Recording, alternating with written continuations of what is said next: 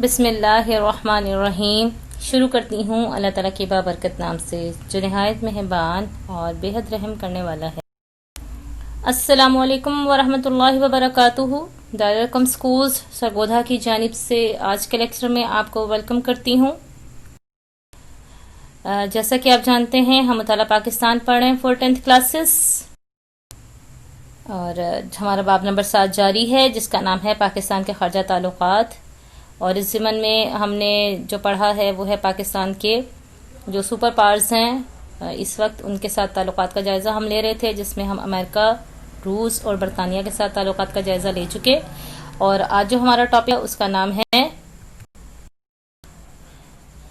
پاک یورپی یونین تعلقات، یعنی پاکستان اور یورپین یونین کے ریلیشن شپس. یورپین یونین کیا ہے اس کے بارے میں دیکھ لیتے ہیں. یورپین یونین کا انٹروڈکشن لے لیتے ہیں. یورپین یونین اس کی جو بنیاد رکھی گئی تھی وہ 1 نومبر 1993 میں اس تنظیم کی بنیاد رکھی گئی تھی، جبکہ اس کی ممبر سٹیٹس 28 ہیں اور اس کا جو ہیڈ کوارٹر ہے برسلز میں ہے. برسلز کہاں پر واقع ہے؟ یہ بیلجیم کا کیپٹل ہے، بیلجیم کا دارالحکومت ہے. ٹھیک ہے.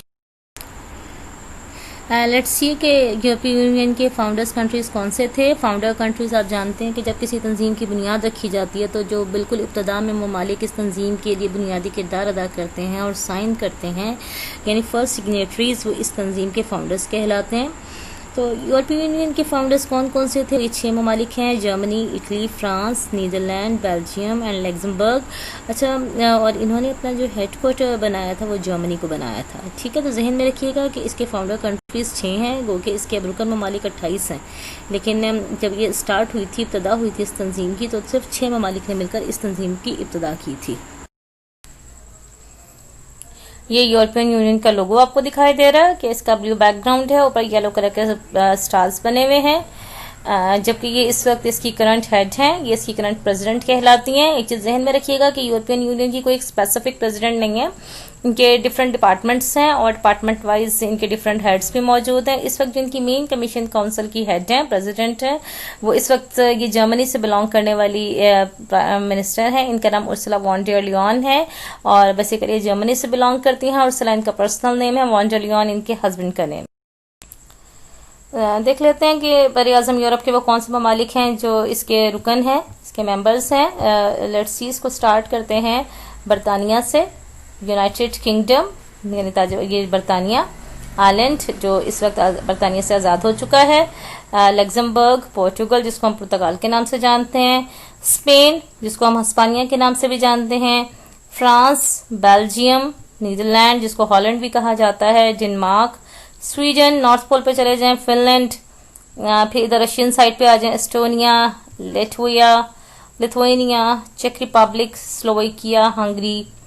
ادھر آ جائیں Romania, Bulgaria, Croatia, Austria, Slovenia, Italy.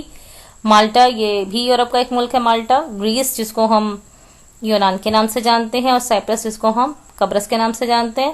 اچھا، اسی جو اسٹونیا، لیٹویا، لتھوینیا، چیک ریپبلک، سلوواکیہ، ہنگری، کروشیا اور سلووینیا ہے، اس کے بارے میں ذہن میں رکھیے گا یہ وہ ممالک ہیں جنہوں نے رشیا سے 1991 میں آزادی حاصل کی. اس وقت یہ رشیا کے مشرقی یورپ کے علاقے تھے، لیکن اب بھی یہ ہیں تو مشرقی یورپ میں. یہ دیکھیں یہ یورپ کے ایسٹ میں واقع ہیں، لیکن اب یہ یورپین یونین کا حصہ بن چکے ہیں اور روس سے آزادی حاصل کر چکے ہیں. روس سے جو ٹوٹل 15 ممالک نے آزادی حاصل کی تھی اس میں سے 6 مسلم کنٹریز تھے جن کے ساتھ ہم پاکستان کے تعلقات کا جائزہ لے چکے ہیں، جس میں ازبکستان، قازقستان، کرغزستان، تاجکستان یہ سب ممالک شامل تھے. اور جو باقی 9 کنٹریز ہیں یہ غیر مسلم تھے، یہ یہاں اس وقت یورپین یونین کا حصہ بن چکے ہیں. اچھا، تعارف دیکھ لیتے ہیں مزید کہ European union countries and capitals of all the 50 European sovereign states. ذہن میں رکھیے گا بر اعظم یورپ کے ٹوٹل کتنے ممالک ہیں؟ بر اعظم یورپ میں ٹوٹل 50 کنٹریز ہیں. Only 28 member states of the European Union are located primarily in Europe. یہاں پر جن کنٹریز کا ذکر کیا گیا ہے، یہاں پہ ان 28 کنٹریز کو شو کیا گیا میپ میں جو یورپین یونین کا حصہ ہیں. یورپ کی تمام اسٹیٹس کو شو نہیں کیا گیا تھا اس میپ میں، یعنی یورپ کے جسٹ یورپین یونین کے جو رکن ممالک ہیں 28 ان کا ذکر کیا گیا تھا اور ان کو میپ میں شو کیا گیا تھا. Now open your books. اور اس میں جو اس کا فرسٹ پوائنٹ ہے پاکستان اور یورپین یونین کے تعلقات کا، اس کی فرسٹ لائن کی ہیڈنگ بنا لیجئے تعارف، اور وہاں پر لکھیے یورپی ممالک نے باہمی طور پر ایک یورپ کے تصور کے تحت یورپین یونین بنائی ہے۔ یورپی یونین 28 ممالک کی ایک تنظیم ہے۔ ٹھیک ہے، بورڈ میں بھی ایک شارٹ کوسچن آ چکا ہے کہ یورپین یونین کے کتنے رکن ممالک ہیں، آپ اس کو نوٹ کر لیجئے، 28 کنٹریز ہیں، اور یورپی یونین سے کیا مراد ہے یہ بھی کوسچن آ چکا ہے، تو آپ نے اس کی یہ اس طرح ڈیفائن کرنا ہے کہ یورپی ممالک نے باہمی طور پر ایک یورپ کے تصور کے تحت یورپین یونین بنائی ہے۔ ٹھیک ہے، یعنی ایک یورپ جو کہ کچھ کنٹریز اس کے ڈیولپڈ تھے اور کچھ انڈر ڈیولپڈ تھے، ڈیولپنگ تھے، ان سب نے مل کے ایک تنظیم بنائی تاکہ وہ ایک دوسرے کو سپورٹ کر سکیں، اور اس طرح انہوں نے ایک بہترین انفراسٹرکچر اپنا شو کیا، اور آج وہ دنیا کی 4th پوزیشن پر سٹینڈ کر رہے ہیں۔ پاکستان کی یورپی کمیونٹی سے تعلقات کا جائزہ لے لیتے ہیں کہ پاکستان کے یورپی کمیونٹی کے تعلقات کب سے ہیں اور کیسے ہیں۔ پاکستان اور یورپی کمیونٹی کے تعلقات 1976 میں قائم ہوئے۔ اب آپ کے ذہن میں آ رہا ہوگا کہ یورپین یونین تو 1993 میں بنی ہے، اور یہاں پہ ذکر آ رہا ہے کہ پاکستان کے یورپی کمیونٹی سے تعلقات 76 میں قائم ہوئے، تو یہاں پہ یہ لفظ یورپی کمیونٹی ہے، یورپی یونین نہیں ہے، یعنی یورپ کے ڈیفرنٹ ممالک کے ساتھ پاکستان کے تعلقات جو قائم ہوئے ان کا ذکر کیا جا رہا ہے۔ یورپی کمیونٹی یعنی براعظم یورپ میں جو ممالک ہیں ان کے ساتھ پاکستان نے کب اپنے تعلقات کا آغاز کیا۔ ذہن میں سوال آئے گا کہ برطانیہ بھی یورپ ہی کا حصہ ہے، تو پاکستان کے اس کے ساتھ بھی تعلقات ہیں۔ برطانیہ سے بیسیکلی پاکستان نے آزادی حاصل کی تھی، دولت مشترکہ کی وجہ سے پاکستان کے اس کے ساتھ لنک تھے، لیکن یورپ کے باقی ممالک کے ساتھ جو باقاعدہ تجارتی تعلقات کے سفارتی تعلقات کا آغاز ہوا وہ 1976 میں ہوا۔ ٹھیک ہے، اس کو ذہن میں رکھیے گا کہ یورپی کمیونٹی سے تعلقات کا آغاز کا ذکر ہو رہا ہے، جبکہ جو 1993 ہے وہ یورپین یونین کی بنیاد کی ڈیٹ ہے۔ اب تک یورپی یونین پاکستان میں مختلف پروجیکٹ اور پروگراموں پر 500 ملین یورو سے زائد خرچ کر چکی ہے۔ What is euro? یورپی جو یونین ہے انہوں نے جو اپنی جوائنٹ بنائی ہے کرنسی وہ یورو ہے۔ ویسے جیسے آپ جانتے ہیں کہ برطانیہ میں پاؤنڈز چلتے ہیں، برطانیہ کی جو پرسنل کرنسی ہے پاؤنڈ ہے، لیکن وہاں پہ یورو بھی چلتی ہے۔ یہ یورپین یونین کا چونکہ ممبر کنٹری ہے اور وہ ان کی ایک جوائنٹ کرنسی ہے، تو اس کو انہوں نے یورو کے نام سے متعارف کروا رکھا ہے۔ اس کو ذہن میں رکھیے گا، برطانیہ میں دونوں کرنسیز چلتی ہیں، یورو بھی اور پاؤنڈز بھی۔ پاؤنڈز ان کی پرسنل، اسی طرح پرسنل کرنسی ہے، اور یورپین یونین کی کرنسی ہے۔ پاکستان میں یورپی کمیونٹی کے منصوبے، پاکستان میں یورپی کمیونٹی نے کون کون سے پروجیکٹ سٹارٹ کیے اس کے بارے میں پڑھ لیتے ہیں۔ 1980 کی دہائی میں یورپی کمیونٹی نے پاکستان میں سماجی بہبود کے یعنی سوشل ویلفیئر کے بہت سے منصوبے شروع کیے، جن میں سڑکوں اور پلوں کی تعمیر، ایک مچھلی بندرگاہ کی سہولت، دیہات میں بجلی کی فراہمی، مویشیوں کی بہتری، تعلیم، ووکیشنل ٹریننگ اور دیہی بہبود وغیرہ شامل تھے۔ این جی اوز کی مالی امداد۔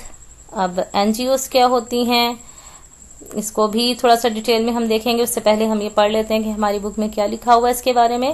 1990 کی دہائی میں یعنی 1990 کے بعد 2000 تک، پورا دہائی مطلب اشرہ، یورپی یونین نے حکومت پاکستان کی پالیسی کے مطابق انسانی وسائل کی ترقی اور ماحولیاتی آلودگی کے خاتمے کے لیے کچھ منصوبے شروع کیے تھے۔ لیکن یہاں پہ ورڈ آ گیا یورپی یونین، کیونکہ 1993 میں اس کی بنیاد رکھی جا چکی تھی، جس کے نتائج کافی حوصلہ افزا تھے۔ اس کے علاوہ بہبود آبادی، چائلڈ لیبر کے خاتمے۔ چائلڈ لیبر کیا ہے؟ یعنی جو چھوٹے بچے ہیں جن کا جو رائٹ ہے کہ وہ اسکول جائیں پڑھیں لکھیں، لیکن اس کے بجائے وہ جابز کی طرف اور کمانے کی طرف آ جاتے ہیں، اس کی بات ہو رہی ہے کہ چائلڈ لیبر کے خاتمے، آمدنی میں اضافہ کرنے، منشیات کے استعمال میں کمی کرنے اور دیہات میں صحت کی سہولتیں فراہم کرنے کے لیے مختلف این جی اوز کو مالی امداد فراہم کی۔ اب این جی اوز کیا ہے اس کو ہم ابھی ڈیٹیل میں دیکھ لیتے ہیں، لیکن فی الحال یہاں پہ آپ اس بات کو سمجھ رہے ہیں کہ پاکستان میں جتنی بھی این جی اوز کام کر رہی تھیں ان کے خاصی زیادہ ہیلپ آؤٹ کیا ان کو یورپین یونین نے کہ وہ پاکستان میں تاکہ مزید اچھے طریقے سے ورک آؤٹ کر سکیں۔ دیکھ لیتے ہیں این جی اوز کس کو کہتے ہیں۔ Non governmental organization, N for non, G for governmental, O for organization یعنی غیر سرکاری تنظیمیں جن کا اس ملک کی سرکار سے کوئی لینا دینا نہیں جس ملک میں بھی کام کر رہی ہیں۔ مزید اس کی ڈیفینیشن دیکھ لیتے ہیں۔ What is N G O? A non governmental organization NGO is a non profit, ایک غیر سرکاری تنظیم NGO is a non profit جس کا کوئی فائدہ نہیں، جو یعنی ذاتی مفاد سے برتر ہو کر کام کرتی ہے. سٹیزن بیسڈ، شہریوں کی بھلائی کے لیے. گروپ یعنی یہ گروپ نان پروفیٹیبل ہوتا ہے اور شہریوں کی بھلائی کے لیے یعنی سٹیزن بیسڈ ہوتا ہے. That functions independently of governments, جو جس ملک میں یہ کام کر رہی ہوتی ہیں NGOs، اس ملک کی سرکار سے کے انڈر یہ کام نہیں کرتی، بلکہ جس ملک سے ان کو فنڈنگ ہو رہی ہوتی ہے یہ اس ملک کے قوانین کے مطابق کام کرتے ہیں. لیٹ سپوز کہ پاکستان میں اگر کوئی NGOs کام کر رہی ہیں تو وہ پاکستانی حکومت کے صرف جو ان کے سوشل لاز ہوتے ہیں اس کو وہ فالو کریں گی، لیکن لیگلی وہ سارے وہ کام کریں گی جو ان کو فنڈنگ کرنے والی گورنمنٹس کہیں گی.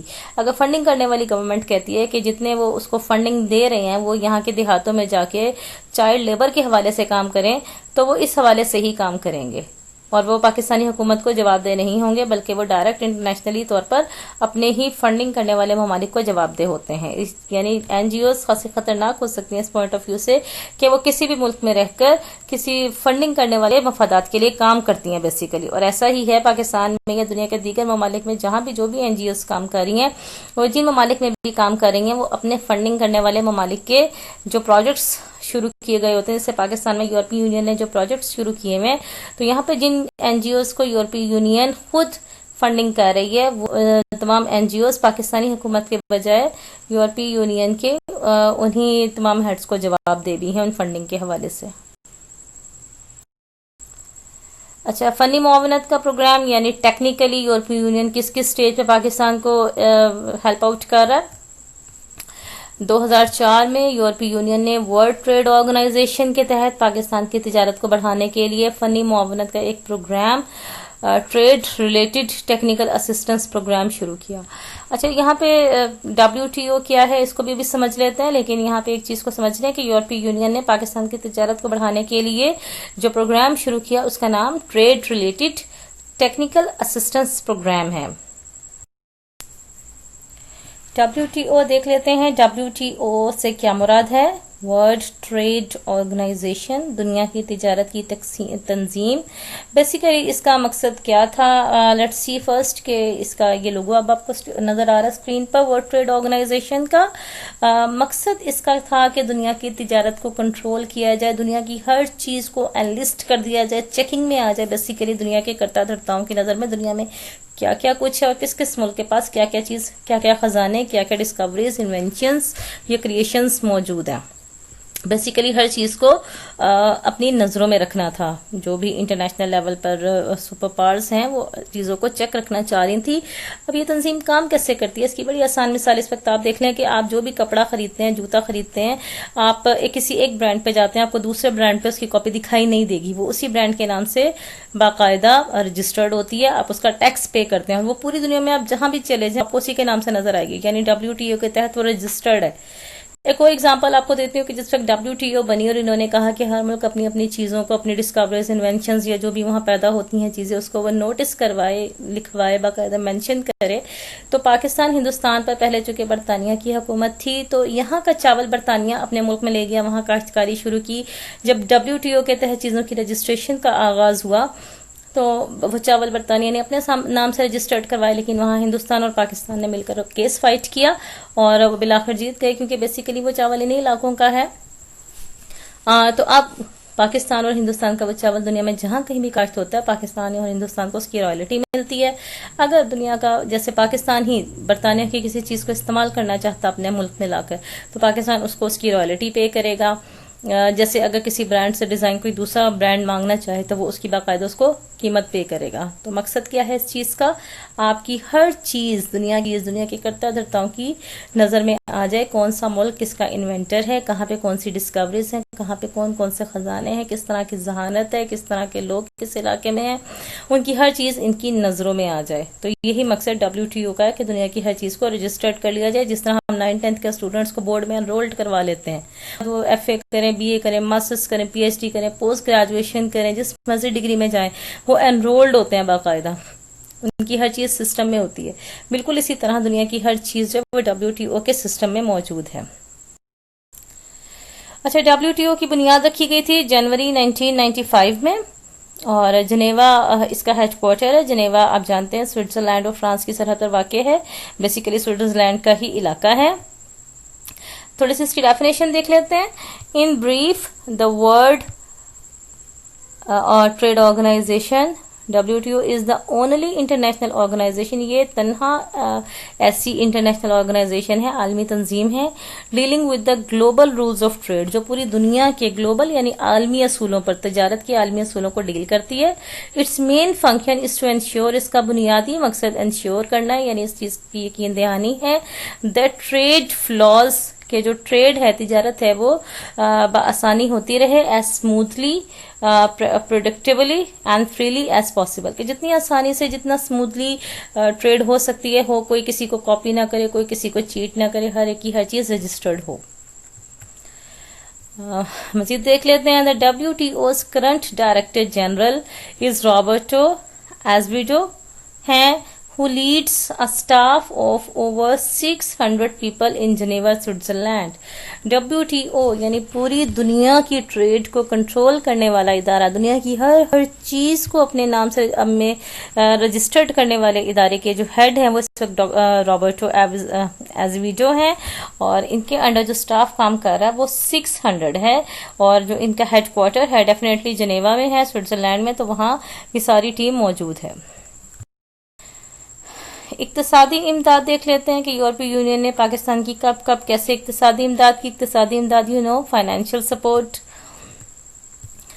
2002 سے 2006 تک یعنی 4 سال کے لیے پاکستان کی اقتصادی ترقی کے لیے یورپی یونین نے 75 ملین یورو مختص کی ہے, 75 ملین یورو, اور 2001 سے دہشت گردی کے خلاف اتحادی کا کردار ادا کرنے پر 50 ملین یورو امداد دی. 2001 سے دہشت گردی کے خلاف کون سا اتحادی کا کردار ادا کیا پاکستان نے؟ Yes you know very much clearly کہ 9/11 کا کیس, اس میں جس طرف اشارہ کیا گیا 9/11 کا واقعہ ہے کہ 9/11 میں جب امریکہ پر کے اسٹیٹ نیو یارک کی جو ٹوین ٹاورز ہیں اس پہ حملہ ہوا تھا, 4 ایروپلینز اس سے ٹکرائے تھے, امریکہ نے افغانستان پہ بلیم کیا تھا, الزام لگایا تھا, ایکیوز کیا تھا, اور پھر افغانستان کی جو طالبان کی حکومت تھی اس کی سینٹ بجا دی. پاکستان نے چونکہ افغانستان کے خلاف امریکہ کے الائے کا کردار ادا کیا تھا, تو امریکہ نے بھی یہ آفر کیا تھا کہ اتحادی کا کردار ادا کرنے پر امریکہ کے تمام الائز پاکستان کی سپورٹ کریں گے ہر طرح کی. تو چونکہ یورپی یونین بھی امریکن الائے ہے, تو انہوں نے بھی پاکستان کی دہشت گردی کے خلاف جنگ کرنے میں مدد دینے پر پاکستان کی اسپیشل پھر مدد بھی کی تھی.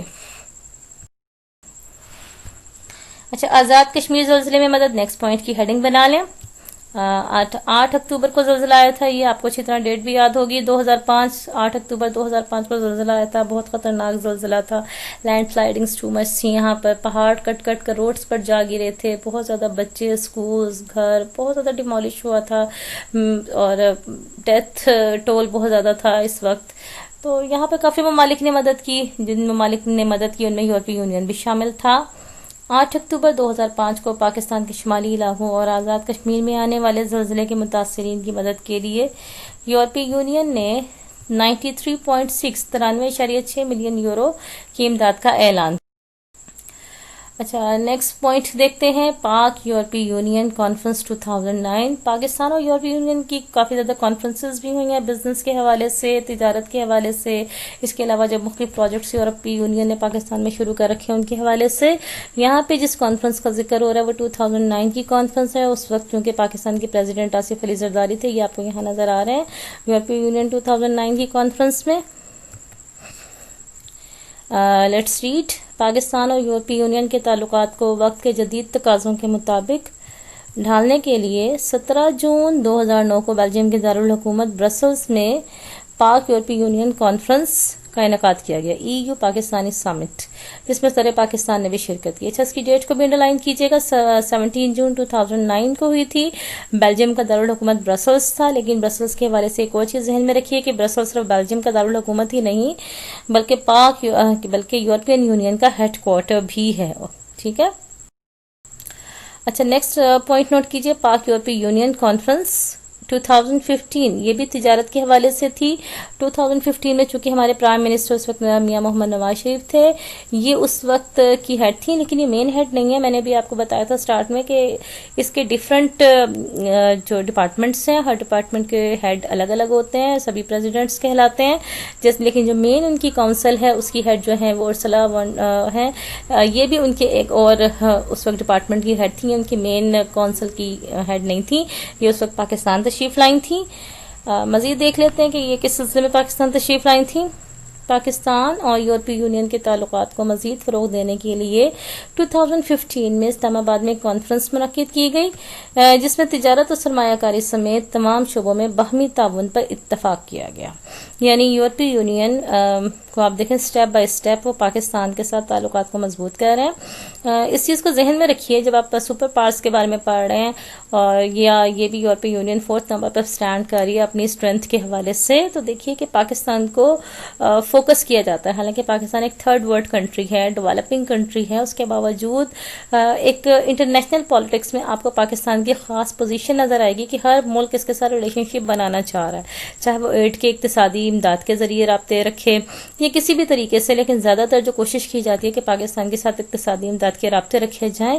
تو اس چیز کو ذہن میں رکھیے گا کہ ایسا کیوں ہے. ایسا اس لیے ہے کہ جیو اسٹریٹجیکلی پاکستان ایک ایکسٹرا آرڈنری لوکیشن پر ہے، جس کی ایک سائڈ پہ بھارت ہے، دنیا کی سب سے بڑی ڈیموکریسی ہے، دوسری طرف چائنا ہے. چائنا بھی دنیا کی تقریباً 2.25 ارب آبادی کا ملک ہے. تو تقریباً 3.5 ارب آبادی کا جو علاقہ وہ ادھر ہی ہے. پھر کوئی ہمالیہ یہاں موجود ہے جو دنیا کی 1/3 آبادی کو پانی دیتا ہے.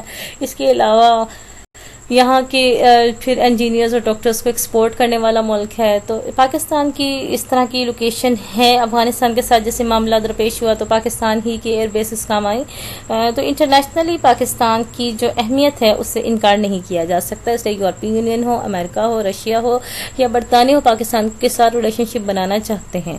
اب دیکھیں رشیا نے اتنا عرصہ پاکستان کے ساتھ ریلیشن شپ قائم نہیں کیا، لیکن چونکہ اب انٹرنیشنل لیول پر پاکستان کی ایک پولیٹیکل امپورٹنس ہے، پاکستان کی ایک اپنی جگہ ہے، تو اب دیکھیں رشیا نے دوبارہ پاکستان سے اچھے تعلقات کا آغاز کر دیا ہے. اسی طرح یورپی یونین بھی سٹیپ بائی سٹیپ پاکستان کے ساتھ اپنے اچھے تعلقات کو انہانس کرتی چلی گئی ہے.